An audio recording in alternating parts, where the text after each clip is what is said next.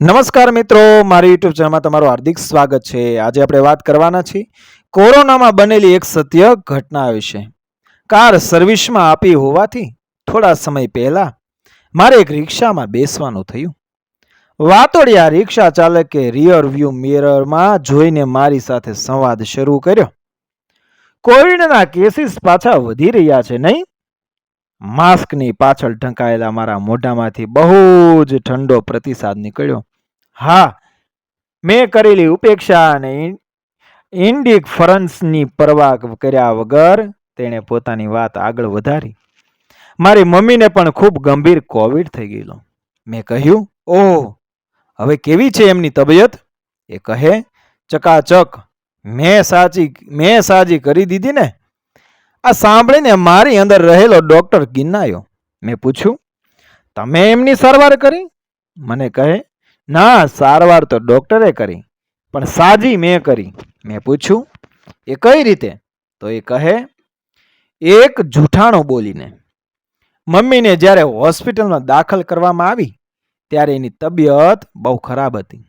શ્વાસ લેવામાં ખૂબ જ તકલીફ પડતી હતી. ડોક્ટર સાહેબે તો મને એ જ દિવસે કહી દીધેલું કે હાલત ગંભીર છે, કદાચ ન પણ બચે.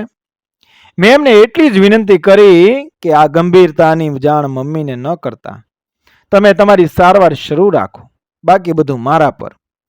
મેં જ્યારે પહેલા દિવસે વિડીયો કોલ પર વાત કરી ત્યારે મમ્મી નિરાશ હતી. એવું લાગ્યું હતું કે જાણે લડાઈ શરૂ થતા પહેલા જ તેણે હાર સ્વીકારી લીધી છે. મોઢા પર ઓક્સિજન માસ્ક હોવાને કારણે એ શું બોલે છે એ સ્પષ્ટ સમજાતું નહોતું, પણ એણે રડતા રડતા કહેલી એક વાત મને સંભળાઈ ગઈ. એણે કહ્યું કે હું બચીશ એમ નથી લાગતું. ત્યારે મારા મોઢામાંથી એક જૂઠાણું નીકળી ગયું. અને જૂઠાણું કયું હતું? મેં કહ્યું કે તને ભલે એવું લાગે, પણ ડોક્ટર તો એવું કહેતા હતા કે 2 દિવસ પછી તને રજા આપવાના છે. આ સાંભળીને અચાનક તેનો આ બીમારી પ્રત્યેનો અભિગમ બદલી ગયો. એવું લાગ્યું કે એણે જીવતા રહેવા માટેના પ્રયત્નો શરૂ કરી દીધા. બીજા દિવસે જ્યારે ડોક્ટર મને મળ્યા ત્યારે પણ મમ્મીની તબિયતમાં કોઈ સુધારો નહોતો. પણ મમ્મીની સામે મેં મારું જૂઠાણું આગળ ચલાવ્યું. મેં કહ્યું કે ડોક્ટર કહેતા હતા કે ગઈકાલ કરતા તો આજે ઘણો સુધારો છે, તું સાજી થઈ રહી છે. ત્રીજા દિવસે ડોક્ટરે મને કહ્યું કે થોડો સુધારો દેખાય છે. તો મેં મમ્મીને એવું કહ્યું કે એ લોકો રજા આપવાનું વિચારી રહ્યા છે. જેમ જેમ મારા જૂઠાણા વધતા ગયા એનો આત્મવિશ્વાસ પણ વધતો ગયો. મારા જૂઠાણાથી ધીમે ધીમે એને ભરોસો બેસતો ગયો કે એ ખરેખર સાજી થઈ શકે છે. પછી શું? એની તબિયત હકીકતમાં સુધરવા લાગી. થોડા દિવસો પછી સાવ સાજી થઈને ઘરે આવી ગઈ. બહુ વિચિત્ર અનુભવ હતો. મેં મારી જાતને બહુ સમજાવી કે આવી બિનવૈજ્ઞાનિક ઘટનાઓનું એનાલિસિસ કરવાનું ન હોય, ફક્ત ઇમોશનલ સપોર્ટ કે આશાવાદના ઇન્જેક્શન આપીને કોઈ પોતાના બીમાર સ્વજનને કેવી રીતે સાજા કરી શકે. પણ પછી મને સાયકો એનાલિસિસ સેગમેન્ટ ફ્રોઇડનું એક ક્રાંતિકારી વિધાન યાદ આવ્યું. અને વિધાન, a layman will not but find it hard to understand how pathological disorders of the body and mind can be eliminated by mere words.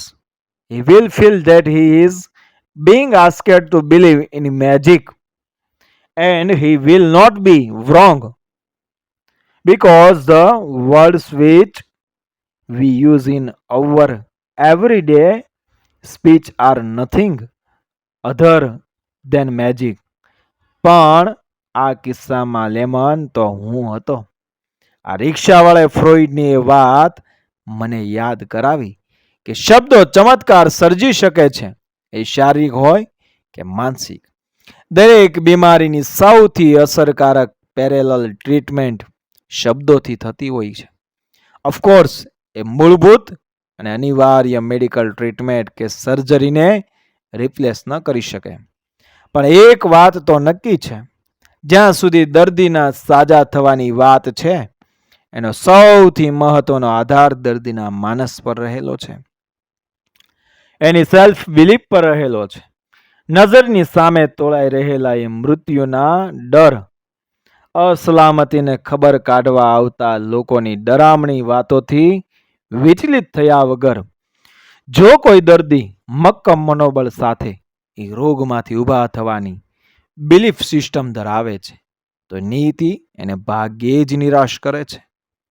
Because ultimately the body follow the mind શબ્દોમાંથી આશાવાદ જન્માવવાનો એ આ જાદુ દરેક વ્યક્તિની પાસે છે, દરેક દર્દીના દરેક સગા પાછે છે. સારવાર તો ખરી જ, પણ મંદવાડના ખાટલા પર સૂતા હોઈએ ત્યારે નિરાશાના એક્સપ્રેસ હાઈવે પર મૃત્યુ સાથેનું હેડ ઓન કોલેઝિયન ફક્ત એક જ વસ્તુ અટકાવી શકે છે, દર્દીના સ્વજનોનો અભિગમ. ઓ કમોન, યુ આર રિકવરિંગ, કાલ કરતા આજે ફ્રેશ લાગો છો. રિપોર્ટ ગમે તે કહે, મને તો તમારામાં ઇમ્પ્રુવમેન્ટ લાગે છે, વજન થોડું વધ્યું લાગે છે, મને તો તમે બીમાર નથી લાગતા. આ બધા સફેદ જૂઠાણા છે, જે કોઈનો દિવસ સુધારી શકે છે, કોઈને સાજા કરી શકે છે, કોઈને નવજીવન આપી શકે છે. ત્યારે આ તબીબો તો એમનું કામ કરશે જ, પણ દર્દ અને દર્દીને છેતરવા માટે ભજવાતા આવા એ નાના નાના એપ્રિલ ફૂલ્સમાં તમે પણ ક્યાંક એકાદ નાનું એવું પાત્ર ભજવી શકો છો. તમારી એક્ટિંગ સ્કિલ્સનો પરચો એ બતાવવા માટે તમારા બીમાર સ્વજનથી વધારે સારું ઓડિયન્સ તમને બીજે ક્યાંય નહીં મળે. જે જૂઠાણું એક બીમાર વ્યક્તિને રાહત આપી શકે, એના ચહેરા પર સ્માઇલ લાવી શકે, એના નિરાશ માનસમાં ફરી એકવાર જિંદગી જીવી લેવાની એ ઈચ્છા જ જન્માવી શકે, એનામાં શ્વાસ લેતા રહેવાની ધગશ પ્રગટાવી શકે, એ દરેક અસત્ય માટે ઈશ્વર આપણને માફ કરી દેતો હોય છે. પછી પેલા રિક્ષાવાળાની જેમ આપણે પણ ક્યારેક ખુશ થઈને એ વર્ડથી કહી શકશું કે આપણે પણ કોઈકને એપ્રિલ ફૂલ બનાવ્યા છે. તાક મૃત્યુને છેતરવા માટે જિંદગીને દરેક ક્ષણે આવા કાલ્પનિક પ્રલોભનો એ આપતા રહેવા પડે છે, પછી એ સ્વ માટે હોય કે સ્વજન માટે હોય. મિત્રો, વિડીયો પસંદ આવ્યો, મારી ચેનલને સબસ્ક્રાઈબ કરો, ફોલો કરો, શેર કરો. મળી આવી જ ઘટનાને પ્રેરણાદાયક વાર્તાઓ સાથે આગળના વિડીયોમાં. જય શ્રી કૃષ્ણ, રાધે રાધે.